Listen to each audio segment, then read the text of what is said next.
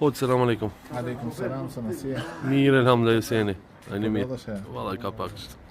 Tash një pyetje me të parashtru. shë. Cila është urësia që Allahu dënjëherë nuk e pranon duat tona? Djetarët i kanë përmenë disa arsye, po disa utësi pse Allahu ndonjëherë nuk e pranon lutjen.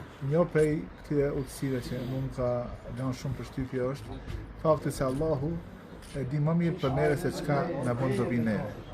Ne ndonjëherë mendojmë se ata që e kërkojmë prej Zotit na bën dobi neve është në përfitimin tonë, por realiteti është i kundërt. Ato ndoshta janë gjëra që janë më të dëmshme për neve se sa vetë ajo gjëja që e kërkojmë prej Allahut subhanahu wa taala.